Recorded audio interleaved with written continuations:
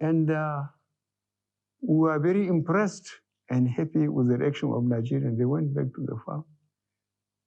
And we made sure our neighbor, especially Nigeria, understand that because there are Nigerians that order food in Niger for Nigerian market. The Nigerian government cooperated with us. So really, we defended on ourselves, and Nigerians do not regret it. Corruption is very difficult under this system. Even under the military system, luckily I have experienced both occasions. When I collected people, put them in Kiriki or somewhere and said they are guilty until they can prove themselves innocent, and put investigation panels based almost on the geopolitical zone for people that held positions, governors, ministers, commissioners, heads of parastatals, because then people don't get that position until they declare their assets. Then they are faced with the bank statements and their assets. If they cannot explain, the balance is taken away from them. But what happened? Eventually, I myself was arrested, detained, and they were given back what they have looted. So that's why where Agbada and join and see what this partisan politics is all about. I will not change, but the system here, those who have the money, they can take sons, first-class lawyers. Cases will take 10 years. And doing things with immediate effect was not possible. But I assure you that in spite of the problem we are having with the system, whoever we have correct intelligence that is not being very accountable, we ease him out. We don't give it too much publicity. But I assure you that those who are responsible, who are holding responsible positions, know that we don't tolerate corruption. Shekau is reported dead. Does that give an opportunity for us to zero in and consolidate and secure the Northeast? The problem of the Northeast was very difficult. The governor, the present governor,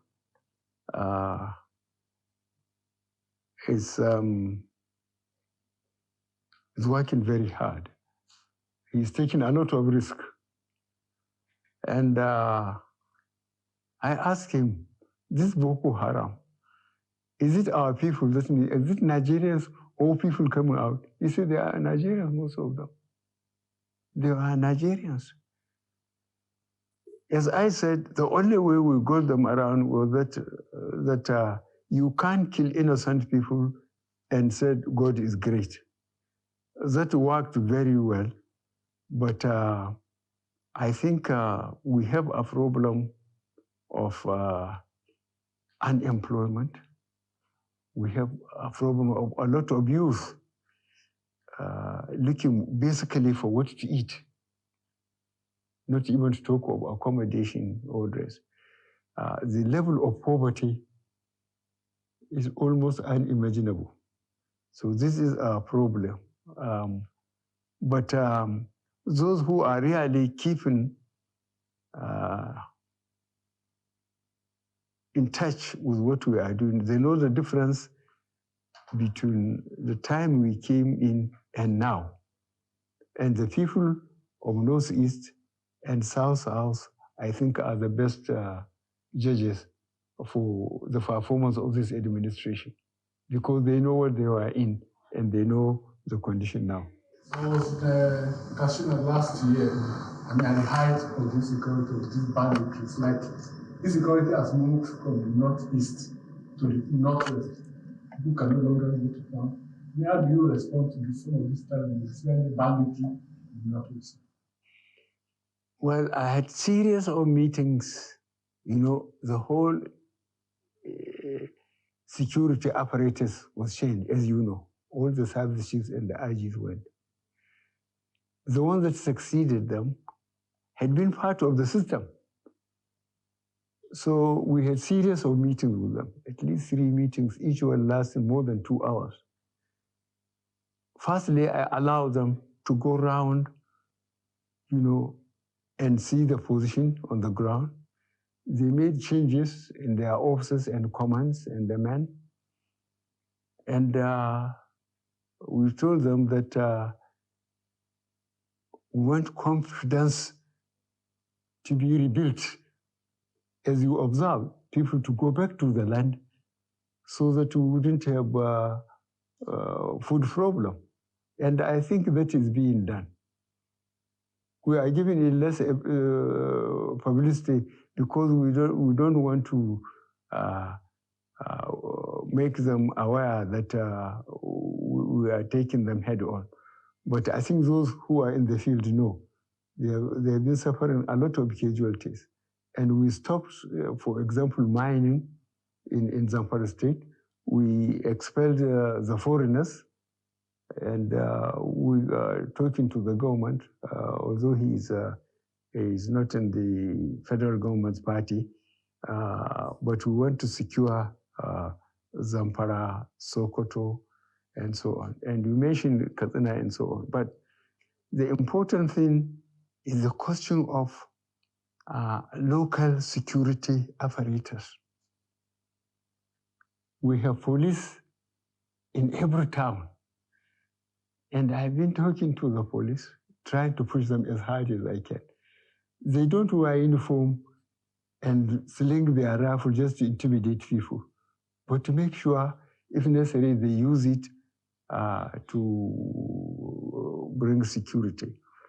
In the Northeast, you know what was happening. In the South House, you know. I, too, was almost overwhelmed by what is happening in the Northwest. But we are treating them as criminals now. They are experiencing a lot of casualties. They will not say it because they don't want to demoralize their recruitment constituencies. But they are suffering a lot of casualties. We know that. Mr. President, still on the issue of security. Yes. Each zone you would have witnessed has sort of taken matters into their own hands with different kind of security apparatus, like the civilian JTF, Amotekun, and what have you. Has the time come to now formalize state police in Nigeria?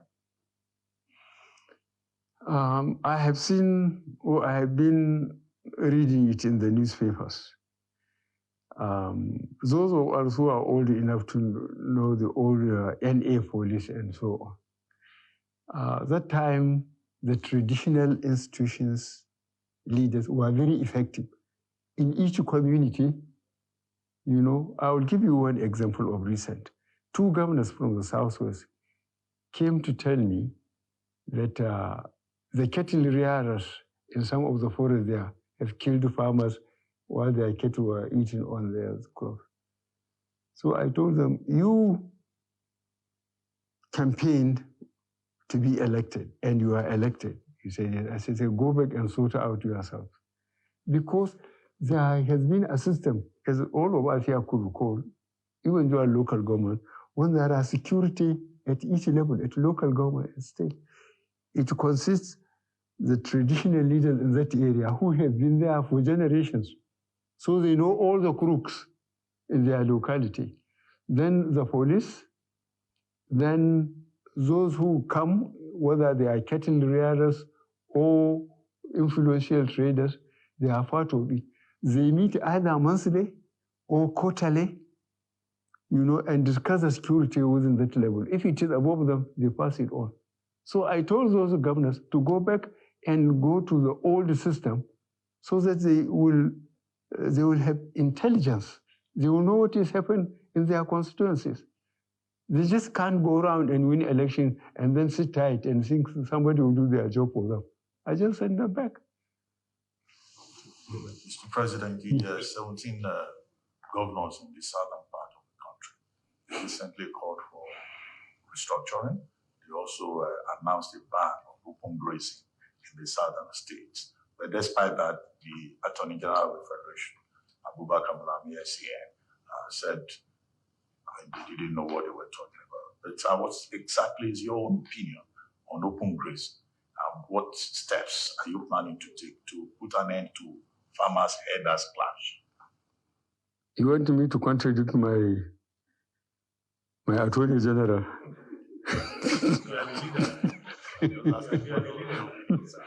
Okay. What I did was ask them to go and dig the Gazette of First Republic when people were obeying laws. There's cattle routes and grazing area. Cattle routes where when they are moving up country, north to south or east to west, they have to go through there. If you allow your cattle to stray into any farmer's farm, you are arrested. The farmer is invited to submit his claims. The alkali or the judge will say, oh, I pay. If you can't, the cattle is sold. And if there is any balance, you are given. And people are behaving themselves. And in the grazing areas, they built earth dams, put windmills, in some places even veterinary departments, so that the herders are limited. Their route is known, their grazing area is known. If they have any problem from the locality is known. But I'm telling you, this rushing to the center, you know, people just, I think. So I asked for the gazettes, you know, to make sure that those who encroached on these cattle routes and grazing areas will be dispossessed, you know, and try to bring some order back into the cattle areas. The problem is trying to understand the culture of the cattle rearers. There is a cultural distance between the chiefs and the Fulanis. So the governor of Benue said, I'm not disciplining the cattle rearers because I'm one of them. I cannot refuse to say I'm not one of them, but he's been very unfair to me. And I told him that the Nigerian cattle rearer was not carrying anything more than a stick, sometimes with a machete to cut some trees and give it to them anymore. But those sophisticated ones, they are good with AK-47. So from all the Sahel areas, people rush to Nigeria, you know, and Fulani from Mauritania or from Central Africa look the same. So they think they are Nigerian ones. And I assure you that we are trying to resuscitate these cattle routes, grazing areas, and make them accountable. And then this cancelling of taxes, ordinary people like it, but the problem of accountability, you know, when taxes are being paid, people are behaving themselves. But now without taxation, people are doing what they like. Yes, that brings us to the question of power devolution. All these taxation things, these were things that were working in the first place, but they are no longer working because of that. And that's what people are talking about, restructuring the federation to make it work. And it was part of the APC manifesto in 2015. And what is your position now on devolution of powers? Devolution of power, you have to define it. It's the legislative list. Take some of the things to residual and keep a few to concurrent, while have a strong defense in the center. Well, virtually, local governments are virtually killed. You know it. The 3 tiers of government, federal, state, and local government, if they are being followed properly, we wouldn't have all these social problems. But the problem is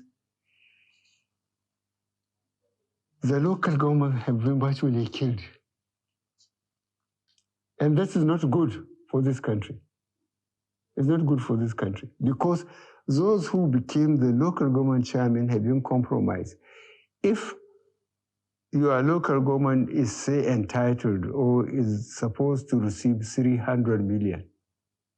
A letter will be prepared for you to sign that you have received 300 million and you are given only 100 million.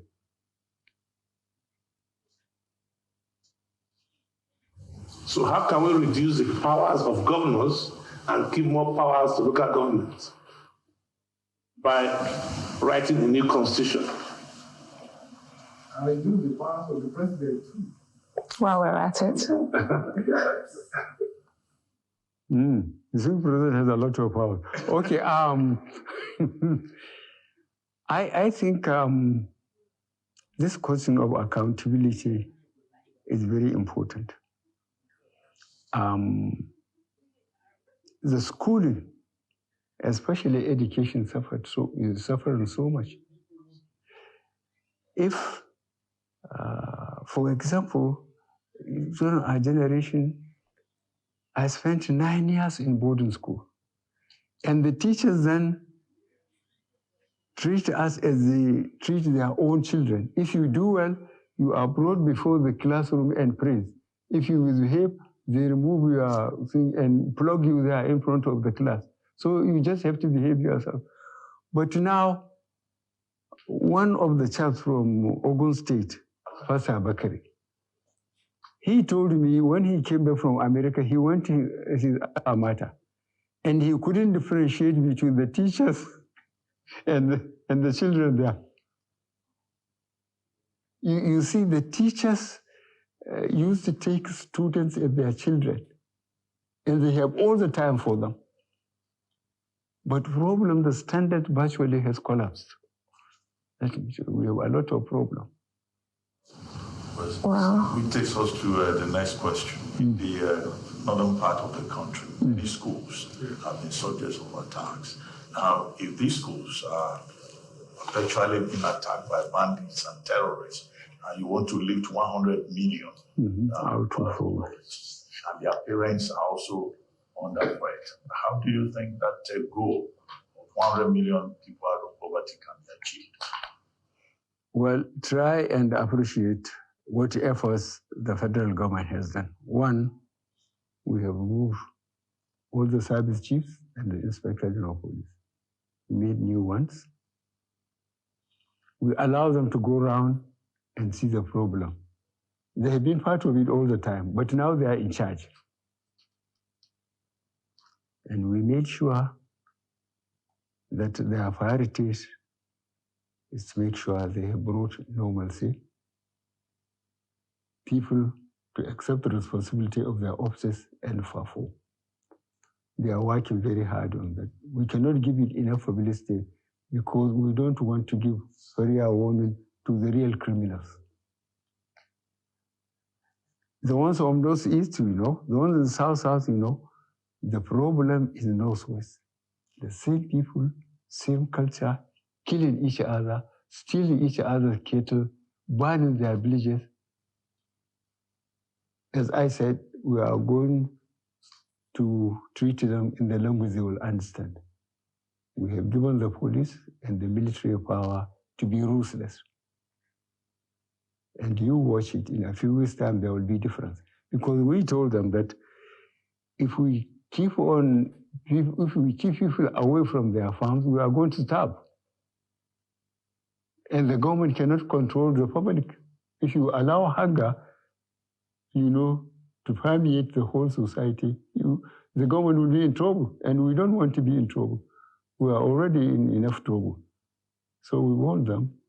And sooner than later, I will see the difference. Yeah, now, yes, you talked about talking to the people of Northeast in a language you understand. That is the whole, there's a crisis around that language. So it shows that because we are a former military man, we are talking about, using force to restore order. But it's understood in another way, especially given what happened last week when you spoke about the Southeast, IPOB, and all that.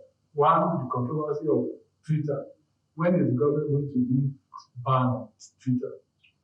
The suspension of Twitter. Because, when Nigerians are expecting when the government will do that? And two, how are we going to resolve the crisis in the South? Well, Southeast, I was encouraged by what I heard. Nobody told me. 2 statements from the South. One by elderly people. No, South. Yes, by elderly people. They said this time around there will be no access to sea. I'm sure you will understand what they mean. Again, the youth made the same statement. That encouraged me. So that EPOB is just like a dot in a circle. If they want to exist, they would have no access to anywhere. And the way they are spread all over the country, having businesses, having property, I think EPOB doesn't know what they are talking about. In any case, we say we'll talk to them in the language they understand. We'll organize the police and the military to pursue them. That's what we can do. And we will do it. What about Twitter? Twitter. That I will give to myself. What? Well, still on the Southeast, Mr. President, how do you plan to include more people from the Southeast, and indeed the South in general, To include more people in the Southeast, and indeed the South in general, in your government, especially in security services and MDAs? you look at, say, NNPC, look at the military.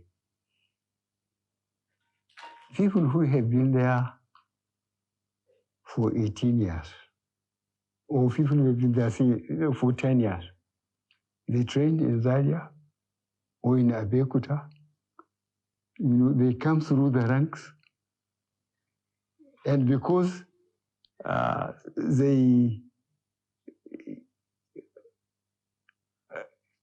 served under all the circumstances, the crisis and everything, and they gradually rise to that status. And you think you just pick somebody just to balance up? These positions have to be earned. Those positions have to be earned. There are people who have been there for 10, 15 years. And you just because somebody will say, well, there's nobody. If you don't join, you are not forced to join. But when you join, you go through the rigmarole. You go through the problem throughout, and you learn by the system.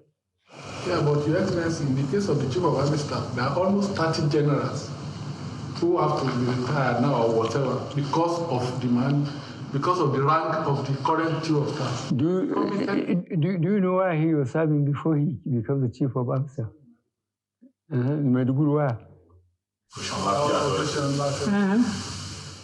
You can't get to pick just somebody just because he is wearing seniority and make him. You put somebody who has been in the mill, who has suffered with the soldiers, they know him, he fought with them, and so on. To tell you the truth, on individual basis, all these chaps, they know me. Because I want to do it, but I don't know them. I have forgotten them. Some of them, I don't know them. Operational experience was the part of it is, because the soldiers, to be effectively led, must be somebody they know they are alone to him. He exposed himself to him.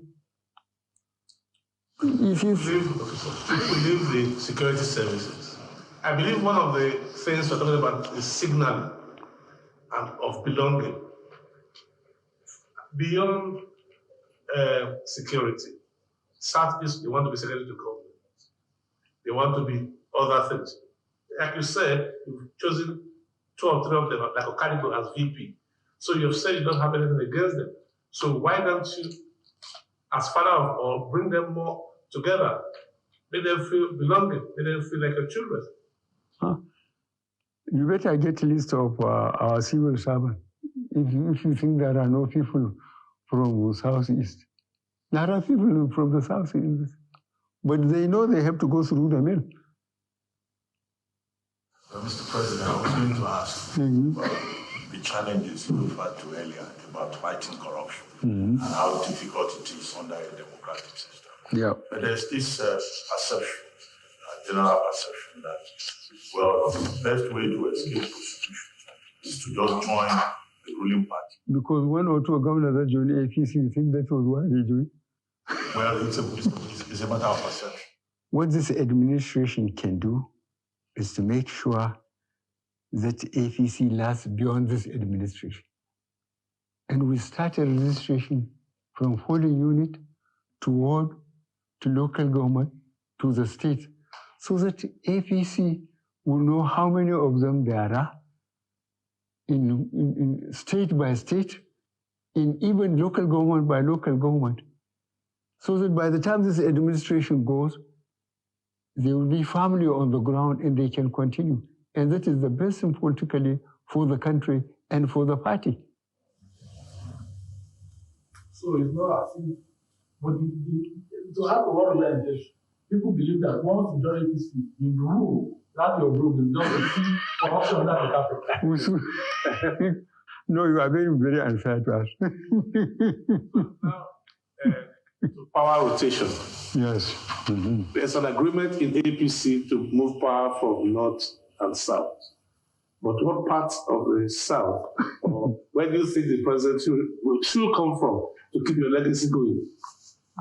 Should we allow the party to decide? I have just told you that we started from bottom up. And I gave the acting chairman, at the end of this month, June, he asked for an expansion. For them, the committee, we developed terms of reference, we put a committee, and they are going to give me this report by the end of the month on the convention we are going to conduct and then arrange the general elections, up to 2003, all the elections. And we will start this from bottom upward so that members of the party will feel they are involved in decision making. Nobody is just sitting here in Lagos and asking them what to do. This is what we are arranging. So there's no succession plan? No, succession plan, it depends on the party. We are going to leave that to the party. The party will sit and make its decision by the constituencies, they won and so on. So those who want to be president, they better join APC. Economy and the limited economic growth that we've seen recently. And I'll start with foreign direct investment. Even though your administration has given the right signal with regards to ease of doing business, Nigeria has barely improved. And we're losing foreign direct investment to our neighbors, such as Ghana. What can you do to make Nigeria a more competitive and more attractive destination for foreign direct investment? Well, this question was answered when there was this answers. You remember the young people who wanted to march here and remove me when they were checked that answers. And my answer to that, I got the members of the Executive Council. As you could recall, by the Constitution, there must be a member of Executive Council from each state. That is the Constitution. Every state must be represented. So I got them on a Wednesday. I did like this. I said they should go, each one should go to his state, speak to the governor, speak to the traditional leaders, speak to the business people, and speak to the youth, especially, and tell them that the federal government, no more vacancy, it's full. Go to any state governor and ask him now to give you a contract or to give you a job. He will tell you there's no vacancy. The same thing with local government. So you may have a good degree, but you may die without having a job. Why? Because nobody is going to invest in an insecure environment. So I told them, I said they should tell the youth that if they want jobs, they will behave themselves, make sure Nigeria is secure so that people can come and invest. Nigeria is resourceful, people know it. We are a rich country. God has endowed us. But nobody can bring, look at the like 200 buses bought by the former governor of Lagos. Some of these boys went and banned the vehicle. The governor made an album, came and I took the album and put it aside. I said, go and tell them to walk. Who will go and invest his money in an unstable environment? Nobody will. It's just common sense. So you behave yourself, you make Nigeria secure, and people will invest. So coming back to competition, we're looking at the issue of, as we are petroleum minister, Mr. President, the issue of spending money for subsidies, which is taking monies that have been invested in infrastructure, which we also come to. How do we deal with the subsidy question of petroleum and power? It's a very difficult question, and I suspect you know it. Nigerians visited their oil, so it can't be too expensive. Nigerian petroleum is being sold from here up to Ghana. At the pump station, Nigeria, people will take it, will close the borders, they put jerry cans, they ride the machine through the bush. And if you try and give it the cost and insist that it has to be economic base, Nigeria will say this is their oil, and they will riot and push you out of wherever you are, even if it is presidential villa. They will push you out. They will say this is their oil. So what we want is to try to get the cooperation of customs, immigration, and this border guards, so that it cannot be taken in substantial amount. Customs are doing quite well because we are confiscating tankers, selling the petrol and selling the tankers, and the people whom we are dispossessing of this, they don't complain. They don't talk to anybody, they don't say it. That the government has taken away their tankers and sold their petrol and so on. We are doing it. Mr. President, let's talk about debt service to revenue ratio. Under your watch, it has risen from about 40% to 90%, thereabouts. And there are many who are complaining that, well, because of this heavy debt burden, it's becoming very difficult to fund infrastructure. What measures is your government putting in place to diversify the economy and to further increase revenue? Well, you start talking about infrastructure. I would like you to check how much we are earning from 1999 to 2014. Our production. If you check, you will find out the average production was 2.1 million barrels a day. At the average cost of $100 American per barrel. So 1999 to 2014, we were earning 2.1 million times 100 each day. Look at the state of the infrastructure. Look at our roads. Look at the rail. Look at power. And tell me which country developed without infrastructure. And did you ask those regimes, or that regime, whichever it is, what have they have done with the money? No roads, no rail, no power. I sit here and see the amount of casualties we are getting between Lagos and Ibadan alone on a daily basis. Tomorrow I'm going to commission the rail,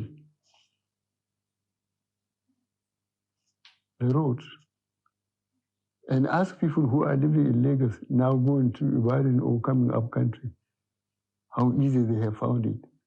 This is what we have been doing.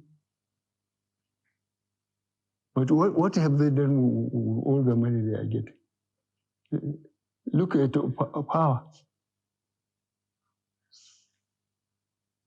There had been a lot of waste. There had been a lot of waste. Yes. I was commending you on the infrastructure. Your government has done quite a bit on infrastructure, but there is also something about infrastructure that is surprising to many Nigerians.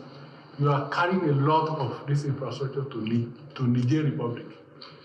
Road, rail, people are wondering what is the attraction of Niger Republic? Why is there obsession by the Buhari administration towards Niger Republic? How many neighbors do you have? Both on individual and the national rule. You have to cultivate your neighbor. If you don't, you are in trouble. If you could recall when I came, I went to Chad, I went to Niger, I went to the Cameroon. Look at what happened with Boko Haram.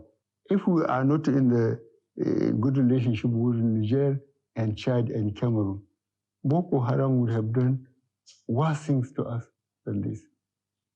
And you say I'm carrying to Niger. I told you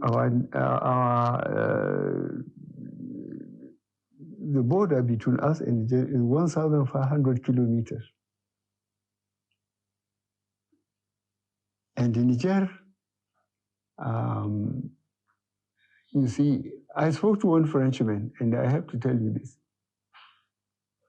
He spoke nonsense. I say, you people in 1885, you sat down with ruler and pencil and draw lines. I say, I have first cousins in Niger. There are Kanudis, there are houses, there are Fulanis in Niger Republic. Just as there are Yorubas in Benin, Republic, and so on. You can't absolutely cut them off. But the rail, look at the plan, if you read the plan, how we are rehabilitating the rail. Niger, they have discovered oil too, as you know.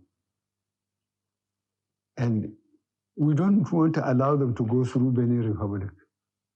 We want them to come through Nigeria. We hope they will decide when we take the rail up to Marathi that they will send all their exports and so on through Nigeria rather than through Benin. Because with the railways and the roads working, both from Maiduguri to Fort Harcourt, from Kanu to Lagos and so on, people will be very busy. And I believe if you make the infrastructure work, roads, rail, I assure you that Nigerians will keep themselves very busy and they will leave you alone. But when the roads are not more trouble, the rail is virtually crippled. People have so much time to harass you. Mr. President, now that you've overcome your health challenges, looking great, what is the outlook for the last 2 years of your presidency? And then in retirement, after 2023, what do you plan to do? The presidential library, what projects will interest you in retirement?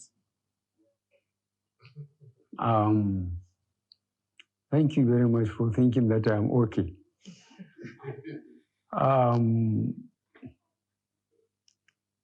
I have never abandoned my farm.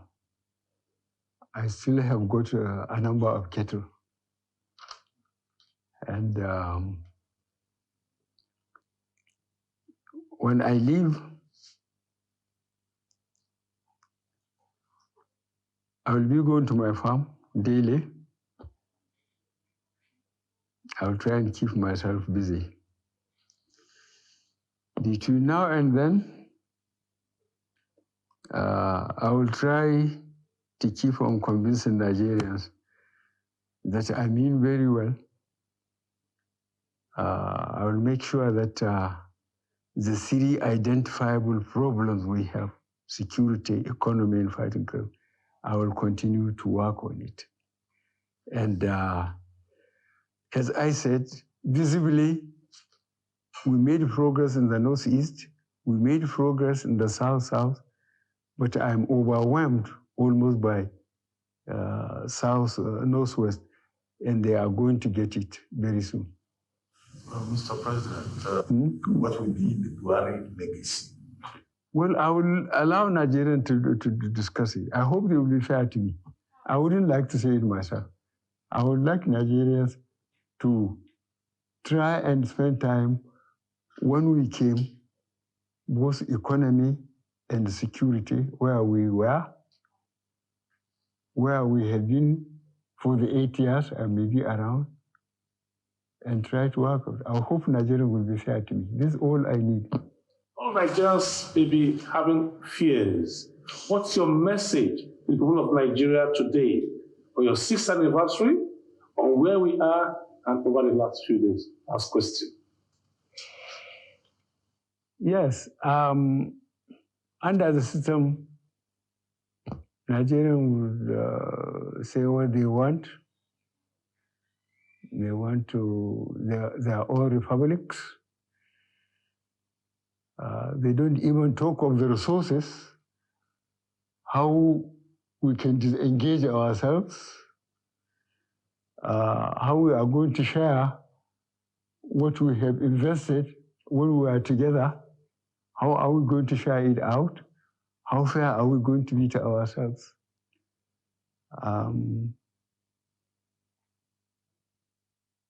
And try and see our population, our young population. If we cut ourselves into pieces, can we win the confidence of investors, real investors, people to come and build factories, employ people, produce goods and services, and then earn from taxation, from employment? I don't like the way Nigerian elite is allowing ignorant or careless people talking all over the place. We have so much to learn and so much to guide together than to try and disorganize people's way of thinking that if you become a republic, things will be all right. Let them see how long it took us between 1960 and now, how we came about. We have consolidated it. Mr. President, thank you so much for your time.